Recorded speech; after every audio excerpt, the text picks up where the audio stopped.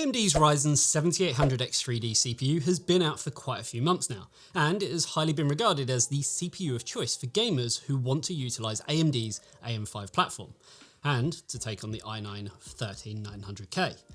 But now, with a new kid on the block, in the terms of the i9 14900K, does it still hold up? Well, that's what we're going to find out in a good old-fashioned head-to-head. But before we get into that, here's a quick word from this video's sponsor. I'm never going to be an esports gamer. I never get any kills. I wouldn't be so sure of that. Is that Andy Raffel from eTeknix.com? Yes, my son.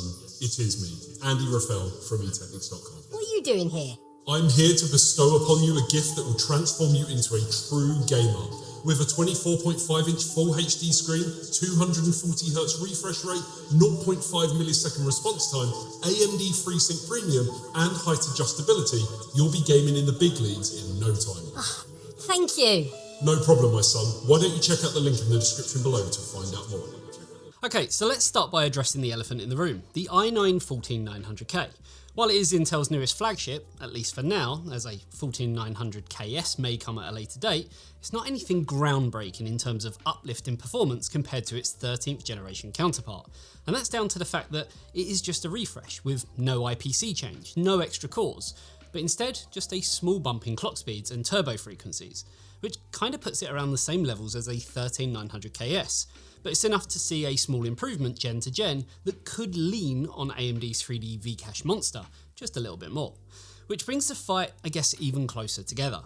Now, I also don't want to act like I'm oblivious to the fact that the 7800X3D is a fair bit cheaper at $399 compared to the 14900K's price tag of $589, putting it a staggering 48% more expensive. Though, for that money, you are getting a CPU that is dramatically better in workload and productivity tasks. Though, today is, well, focusing on one thing and one thing only: gaming. Now, obviously, some games are geared for Intel CPUs and some are more positioned to utilise AMD processors. So, we've spent the last couple of weeks testing both processors in a total of 42 games, to give the fairest shake to each of them respectively. Something that I'd like to think my good friend Steve from Hardware Unboxed would be impressed with. Right, Steve? Now, for our testing, we tried to keep the parts in both systems as similar as we could, of course where possible. For our Intel system, we used the Asus ROG Maximus Z790 Extreme motherboard, while our AMD rig used the Gigabyte X670E Aorus Master. Both systems were used with 32GB of Team Group T-Force Delta RGB 7600MHz CL36 memory at its rated 7600MHz speed, as AMD can now utilise faster memory with the latest Agessa update. For our graphics card, and to alleviate any bottlenecks, we use the Inno3D RTX 4090 with the GeForce 537.42 driver. And all of our testing was done on the latest version of Windows 11 and the latest motherboard BIOS versions available. Also, if you want to see the performance for these CPUs in all 42 games at all resolutions, then we will be uploading them to our Patreon, where you'll get access to a ton of other cool exclusive perks, and it helps support what we do. The link for that is down below. So, with that out of the way, let's get into those glorious benchmarks. Starting things off with a Plague Tale Requiem, we're at 1080p on the Ultra preset, and straight away both CPUs come in with big numbers of over 170 FPS, though AMD managed to squeeze just a little bit ahead by a little under 2%. And this is very much the same story at 1440p and 4K, where AMD does lead, but only by a small margin, with the largest coming in at 4K, where the 7800X3D sits 2.5% faster, which really only equates to 2 frames per second. In Baldur's Gate 3, again, both CPUs wouldn't give you anything to worry about at their respective frame rates. At 1080p of 203 FPS for the 14900K, but at 227 FPS does mean that AMD's 3D Vcache gaming CPU does come in 12% faster at the more CPU intensive resolution. Now, as we move up to the higher resolutions, the margins do shrink somewhat, but still leaves AMD with around 7% more performance at 1440p compared to Intel. Yet the tables do turn at 4K, where Intel now come in 4% faster. In Call of Duty Modern Warfare 2, both CPUs come in with identical performance at essentially all resolutions, though the i9 14900K does consistently come in with stronger 1% low figures. But at such high frame rates, it's nothing that even the most competitive gamer would notice, and either CPU would do the job well if this is your game of choice.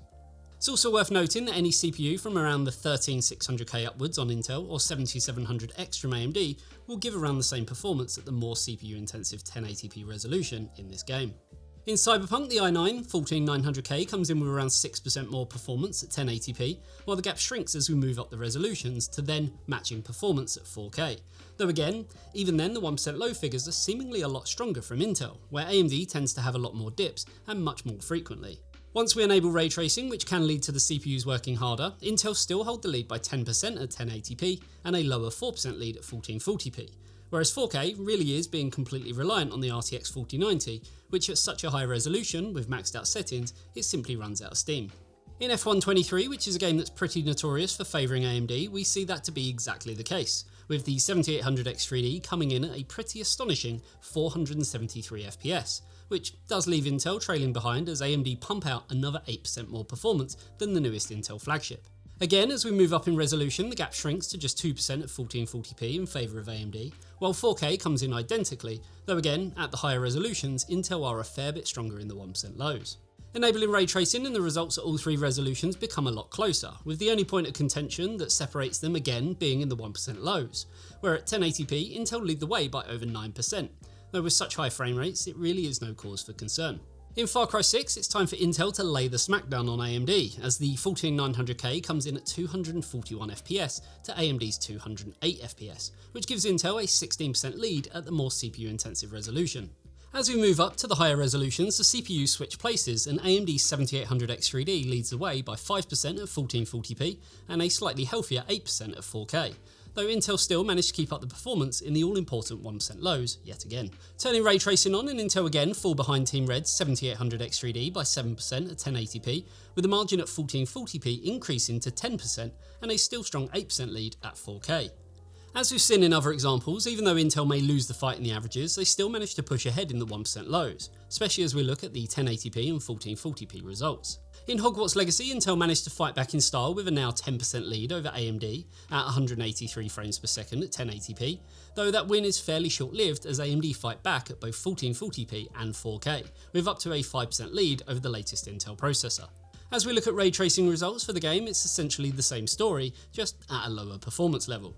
At 1080p, the 14900K comes out 7% faster than the 7800X3D, while the higher resolution sees AMD coming out on top with 4% more performance at 1440p, though 4K sees identical figures being held back by the RTX 4090, which is a sentence I never thought I'd ever have to say. In Spider-Man, there really isn't much in it at 1080p, with performance on both CPUs coming in within 1% of each other, with Intel pulling out another 4% performance in the 1% lows. The higher 1440p resolution has both CPUs coming in with identical figures, while 4K shows up an interesting result as AMD manages to come in 11% faster than the 14900K from Intel. When we enable ray tracing, AMD manages to lead the way at all three resolutions, with 1080p and 1440p only seeing a difference of around 2 to 3%, while 4K sees the largest gain with the 7800X3D coming in again 11% faster than the Intel Core i9 CPU.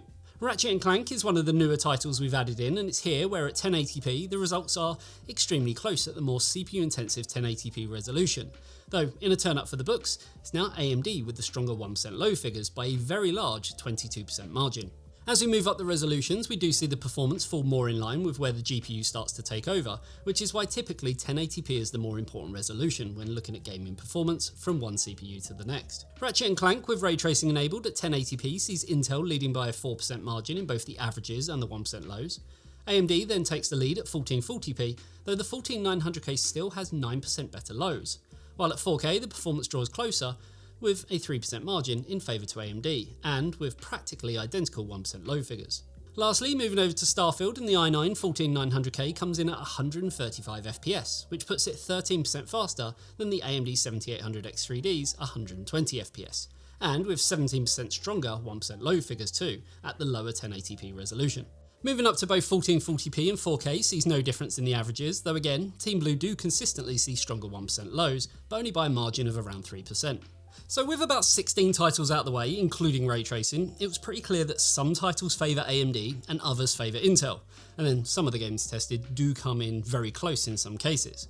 So how do things look over the full 42 games that we tested?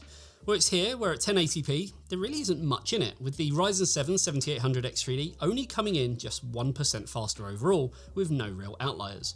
AMD do tend to have more titles that come out with stronger performance than the i9, but as mentioned, there are some titles like Call of Duty and Control that come in identically. and then a smattering that hold less than a 5% deviation either way. Now, I did mention that in regards to 1% lows, Intel seemed to be the better choice, and that again is pretty evident when we look at the data across all 42 games, where the AMD 3D V-Cache CPU now comes in 5% slower overall, and by some pretty big margins in the way of the Riftbreaker and The Last of Us Part 1 at 24% and 26% respectively. Now, AMD does have its wins in the likes of The Division 2 and Control, but the margins are much smaller at 11%. Though, as you saw from the 16 games, we are rocking an RTX 4090 for our tests, so the frame rates are high enough to maybe not cause any worry. But pairing the 7800X3D with a lesser GPU may see some experiences that just aren't as good as what we've seen here today. As we move up to 1440p, where the CPU is less required and game performance is handed over more to the GPU. And it's here where we still see the Ryzen chip coming in 2% faster overall. But again, no massive outliers, with our biggest margin coming by the way of Hunt Showdown. There again are some titles where the performance is matched, such as Spider-Man, Dying Light 2, and even Starfield, which is, I guess, what you'd class as an AMD title. Intel again did have some wins in the likes of Cyberpunk with and without ray tracing, The Last of Us Part 1, and Red Dead Redemption 2. When we look at the 1% lows, it does look, well, pretty bad for AMD, who now come in 4% slower with lots of room for refinement, as the i9 14900K almost takes a full swoop, with all but 7 titles going in their favour, and A Plague Tale Requiem coming in identically. Now, in terms of outliers, Red Dead Redemption is the largest, where AMD's 1% lows fall 35% behind that of the latest Intel flagship. Then at 4K, where the CPU is doing the least amount of work, we find a lot of titles matching in performance, as expected. But AMD does see more games favouring it, resulting in the 7800X3D coming in with 2% more performance on average. Spider-Man, with and without ray tracing, showed the strongest overall difference in favour of AMD, with both performing 11% better than the 14900K, whilst Red Dead Redemption again came in the strongest for Intel. Lastly, as we take a look at the 1% lows at 4K, the 7800X3D comes in a small but noteworthy 2% slower than the i9 14900K. Again, Spider-Man comes in the strongest for AMD, but the likes of The Division 2 sets AMD back ever so slightly.